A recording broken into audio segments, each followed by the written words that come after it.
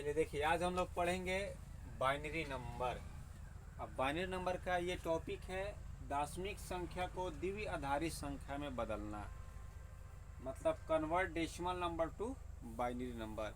चलिए देखिए, जो दाशमिक संख्या होता है उसका आधार कितना होता है तो 10, और जो द्वितीय आधारित संख्या होता है उसका जो आधार होता है, बेस होता है, वो कितना होता है 2 होता है। तो हम लोग जैसे मान लो ये 16, अब इसका बेस हमेशा कितना रहेगा 10 रहेगा, 10 रहेगा। तो ये होगा हम लोग का एक दाशमिक संख्या। अब ये दाशमिक संख्या को हमको बदलना है द्वितीय आधारित संख्या में। तो देखिए आप लोग कैसे बदलिएगा इसको। चलिए, जो क्वेश्चन है इसी क्वेश्चन को क्या कीजिएगा, एलसीएम के थ्रू आप लोग बनाते चलिएगा। देखिए आप ऐसे कर लीजिएगा इसको 2 स्टेप में। ये इधर वाला जो पार्ट होगा, इधर आप हमेशा क्या कीजिएगा तो शेषफल को लिखिएगा, शेषफल को लिखना है इधर, शेषफल लिखना है। और आपको हमेशा क्या कीजिएगा, कोई भी नंबर हो, चाहे छोटा से छोटा या बड़ा से बड़ा नंबर हो, आप हमेशा क्या कीजिएगा इसमें 2 से डिवाइड करते चलिएगा, 2 से डिवाइड कीजिएगा। और जो भी रिमाइंडर बचेगा, जो भी शेषफल बचेगा, उसको शेषफल के तरफ लिखते चलेंगे।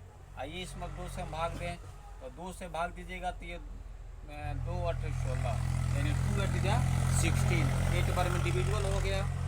जब 8 बार में पूरा ये अगर जो डिविजुअल हो गया, कट गया, तो रिमाइंडर शेषफल क्या बचेगा, शेषफल बचेगा आपका 0। तो वही शेषफल हम यहाँ पे 0 लिख देंगे। फिर 8 बचा, फिर इसमें अब 2 से भाग देंगे, फिर कितना बार में ये भाग लगेगा 4 बार में, 2 चौको 8। फिर आपका रिमाइंडर कितना बचा 0 बचा। फिर यहाँ पे रिमाइंडर लिख देंगे।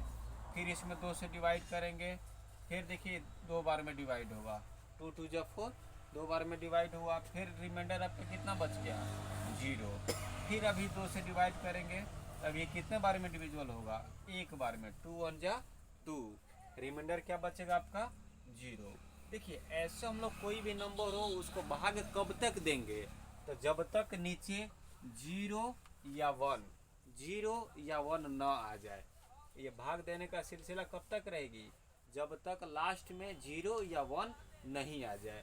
जहाँ पे 0 और 1 आ जाए वहाँ पे हम लोग का सॉल्यूशन का हो जाएगा, स्टॉप हो जाएगा, ख़त्म हो जाएगा।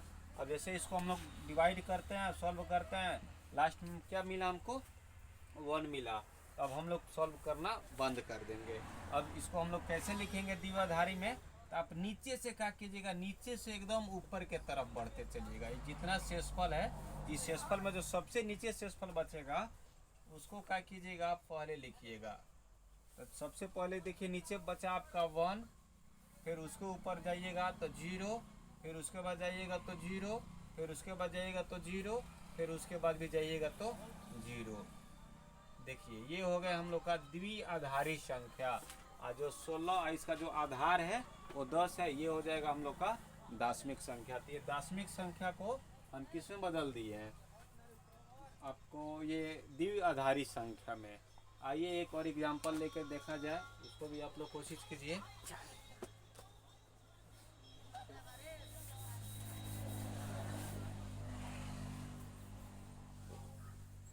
चलिए देखिए, अब मान लीजिए हम ले लिए, चलिए 36 ले लिए, 36 ले लिए। अब इसको हमको लिखना है आपको बाइनरी नंबर में। बाइनरी नंबर में कैसे लिखिएगा अब इसको, तो चलिए आइए देखिए, फिर वही आप प्रक्रिया कीजिएगा। फिर इसमें हमेशा आपको 2 से डिवाइड करते चलना है, और जो भी रिमाइंडर है, जो भी शेषफल है, उसको क्या कीजिएगा इधर दाहिने हाथ के तरफ लिखते चलिएगा। बस एकदम ईजी है, 2 से भाग देते चलिए, 2 से भाग दीजिए। कितने बार में ये 2 1 जा 2, 2 8 जा 16, 18 बार में कट जाएगा। ये आपका रिमाइंडर शेषफल क्या बचेगा तो 0 बचेगा। तो चलिए यहाँ पे 0 कर दीजिए।